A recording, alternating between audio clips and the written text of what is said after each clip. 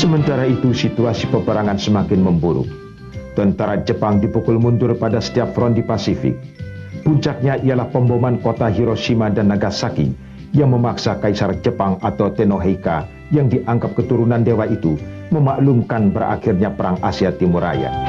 Karena golongan pemuda menganggap Soekarno-Hatta terlalu lamban bertindak, mereka menculik kedua pemimpin ini dan menahannya di Rengas Dengklok, Karawang.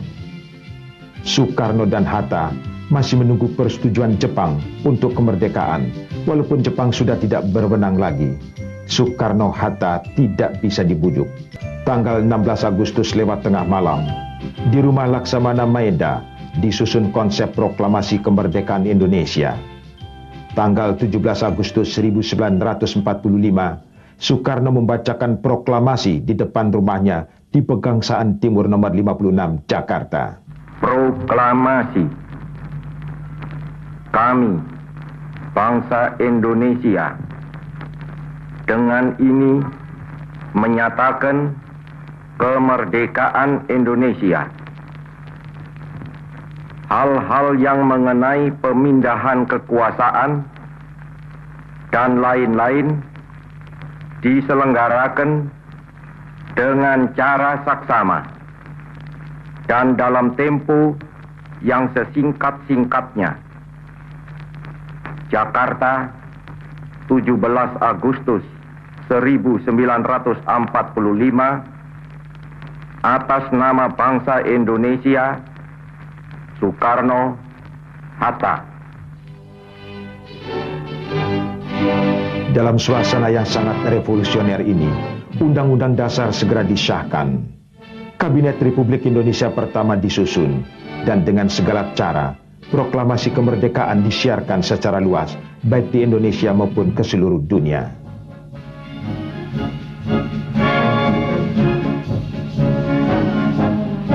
Seperti telah diperhitungkan oleh pemimpin-pemimpin Republik, pasukan serikat atau sekutu yang akan mengambil kekuasaan dari tangan Jepang mendarat di Tanjung Priok, Jakarta. Bersamaan dengan itu, ikut pula menyeruntuk pasukan Belanda yang merasa ikut memenangkan perang dan akan menanamkan kembali kekuasaannya di Indonesia. Meskipun dalam keadaan serba kekurangan, terutama dalam persenjataan, rakyat Indonesia melakukan perlawanan untuk mempertahankan negara merdeka yang telah diperjuangkan selama berpuluh tahun. Karena keadaan Jakarta sudah tidak aman lagi, pusat pemerintahan dipindahkan ke Yogyakarta dalam bulan Februari 1946.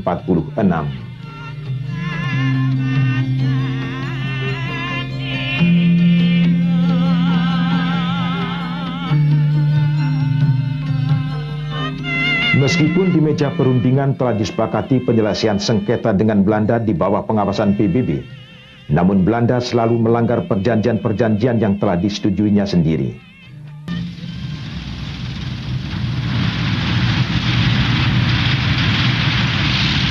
Tahun 1947, Republik menghadapi agresi militer Belanda pertama. Daerah-daerah penghasil devisa yang memiliki perkebunan seperti Jawa Timur dan Jawa Barat serta Sumatera Timur direbut Belanda. Mereka mendirikan negara-negara boneka seperti negara Sumatera Timur, negara Pasundan, negara Jawa Timur, Kalimantan Barat, dan lain-lain. Tanggal 19 Desember 1948, Belanda melancarkan agresi militer kedua yang dipimpin langsung oleh panglimanya, Jenderal Simon Spoor.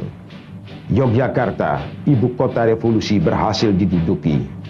Soekarno-Hatta bersama para pemimpin Republik ditawan dan diasingkan, masing-masing di Brastagi, kemudian Prapat, dan di Pulau Bangka.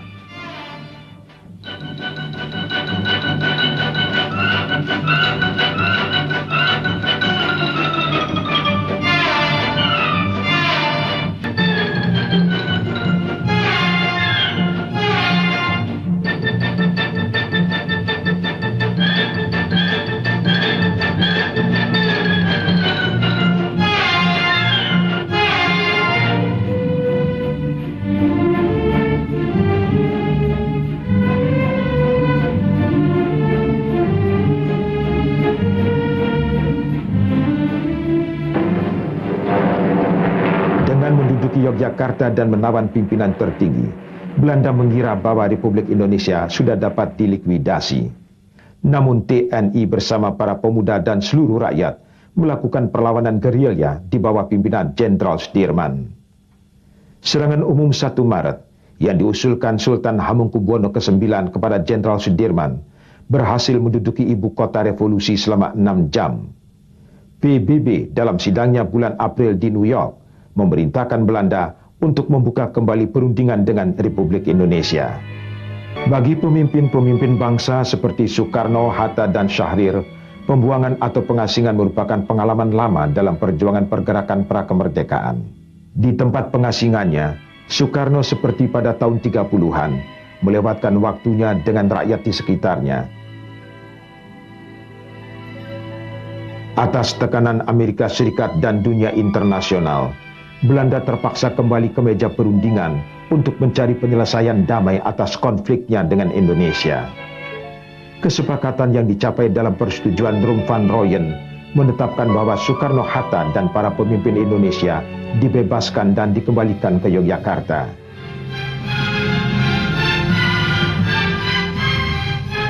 Setelah dicapai persetujuan KMB pada tahun 1949, Presiden Soekarno yang telah dipilih sebagai Presiden Republik Indonesia Serikat kembali ke Jakarta.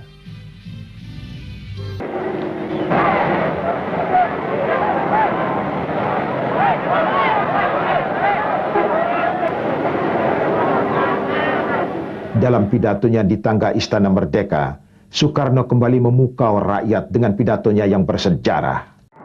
Saudara-saudara sekalian, alhamdulillah saya ucapkan di hari Allah Subhanahu wa taala. Ini hari aku telah menginjak lagi bumi Jakarta. Sudah hampir 4 tahun lamanya saya tidak bersuara. 4 kali 365 hari saya berpisah dengan rakyat Jakarta, laksana rasanya seperti berpisah 40 tahun, saudara-saudara. Kepada pegawai, kepada saudara-saudara marhain, saudara-saudaraku tukang becak, saudara-saudaraku tukang sayur, saudara-saudaraku pegawai yang sekecil-kecilnya, tidak ada satu yang terkecuali. Semuanya saudara-saudara, saya sampaikan salamku kepada saudara-saudara sekalian.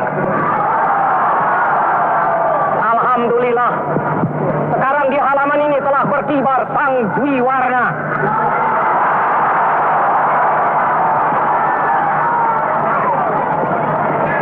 Benar, saudara-saudara, penyerahan kedaulatan ini adalah hasil daripada goodwill, maksud yang baik, pengertian yang baik antara Indonesia dan Belanda, antara Indonesia dan dengan seluruh dunia internasional. Memang kami berterima kasih atas goodwill itu. Saya pun pada saat sekarang ini, saudara-saudara, menyampaikan terima kasihku kepada semua utusan-utusan agung daripada negara-negara asing yang pada ini hari telah hadir di sini. Para penyambut di lapangan udara Tuban, Bali, bagaikan rangkuman bunga yang tumbuh di tengah jambangan.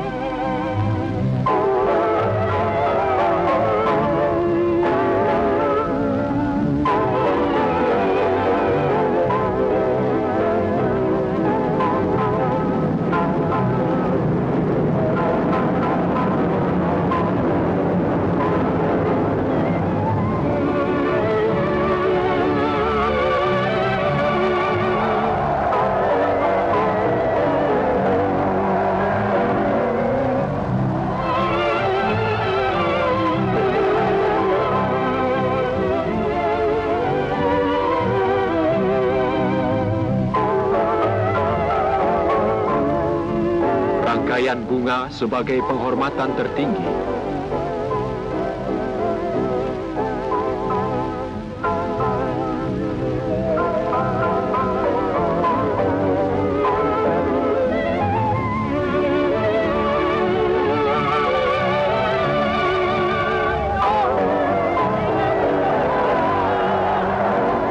Nikita Sergeyevich Khrushchev dan Presiden Soekarno mencurahkan perhatiannya kepada upacara adat di Bali.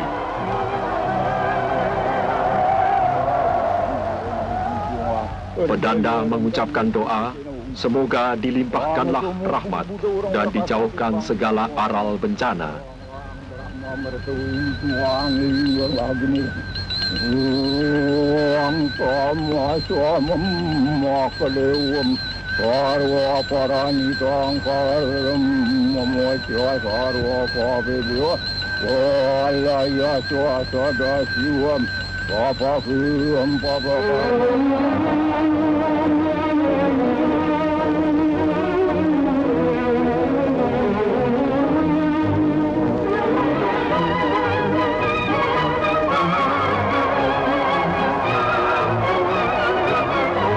Nampak cuaca terang, bersih, tiada berawan. Tetapi toh harus menggerakkan penyapu kaca depan karena taburan bunga laksana hujan.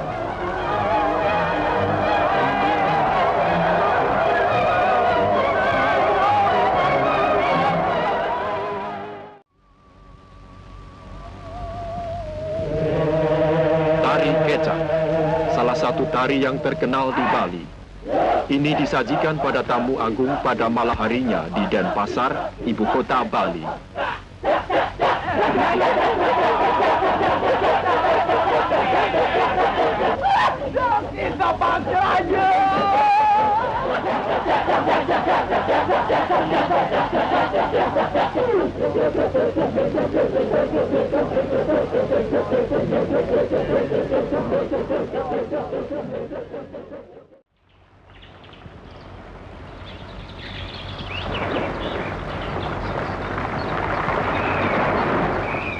Bagaikan kicau burung di pagi hari, bersorak rialah kanak-kanak menyambut tamu mulia Nikita Khrushchev dan Presiden Soekarno.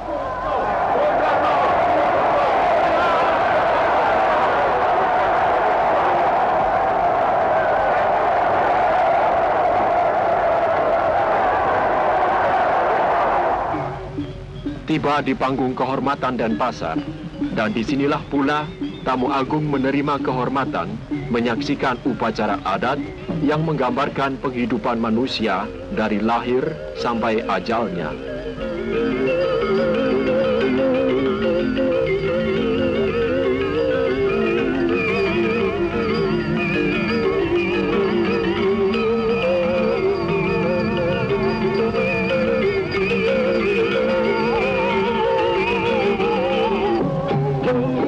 Para pemain dan pemukul gamelan ini bukanlah seniman-seniman profesional, melainkan para penduduk Bali yang umumnya berjiwa seni.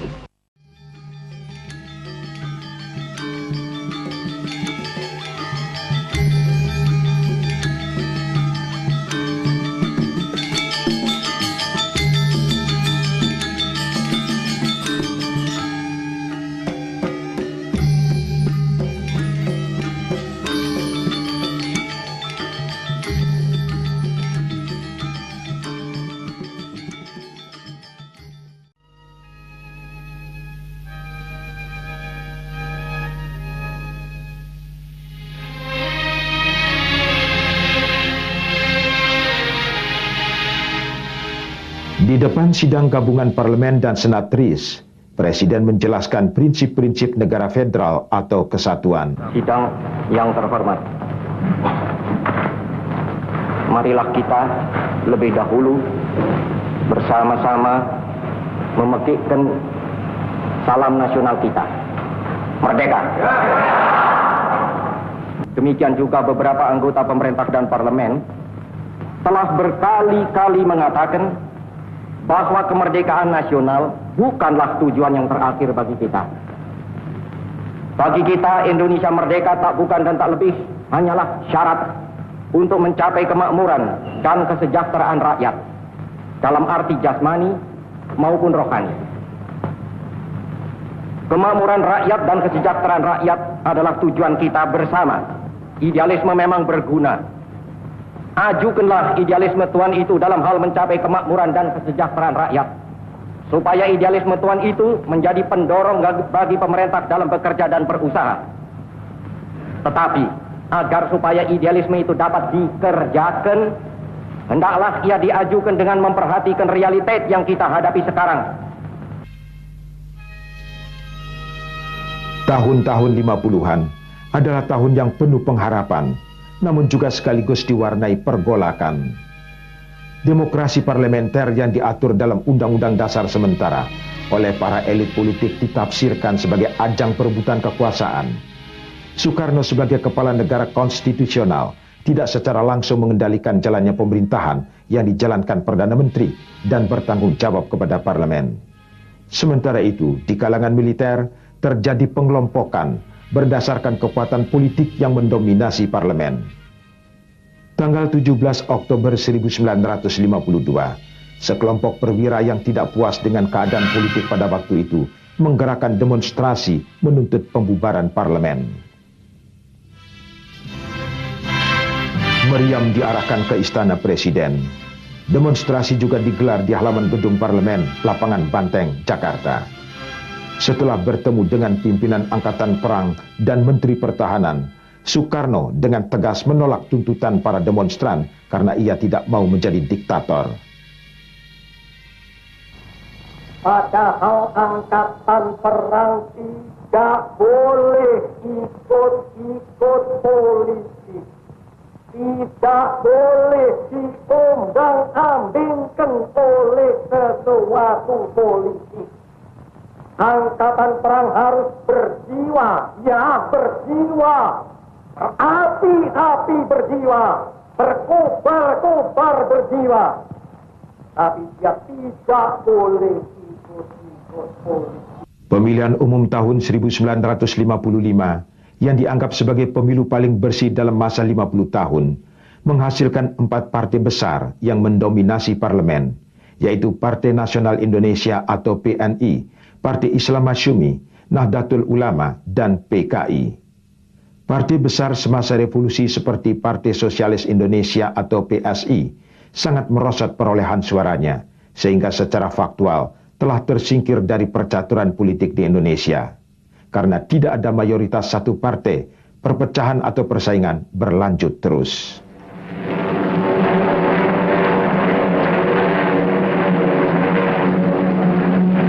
Sekelompok perwira Angkatan Perang yang tidak puas dengan situasi politik saat itu mengobarkan pemberontakan di daerah-daerah Sulawesi dan Sumatera, serta menyatakan ingin berpisah dengan negara Republik Indonesia. Presiden Soekarno yang mendapat dukungan dari KSAD Nasution menyatakan negara dalam keadaan bahaya dan memerintahkan menghadapi pemberontakan daerah dengan kekuatan militer. Sementara itu, Dewan Konstituante hasil pemilu yang bertugas membuat Undang-Undang Dasar baru tidak berhasil menyelesaikan tugasnya dan menemui jalan buntu. Waktu Soekarno menawarkan untuk kembali ke Undang-Undang Dasar 1945, pemungutan suara menghasilkan suara seimbang antara yang setuju dan yang menentang. Akhirnya pada tanggal 5 Juli 1959, melalui dekret Presiden dan dukungan Angkatan Darat, Presiden Soekarno menyatakan berlakunya kembali Undang-Undang Dasar 1945, menetapkan Undang-Undang Dasar 1945 berlaku lagi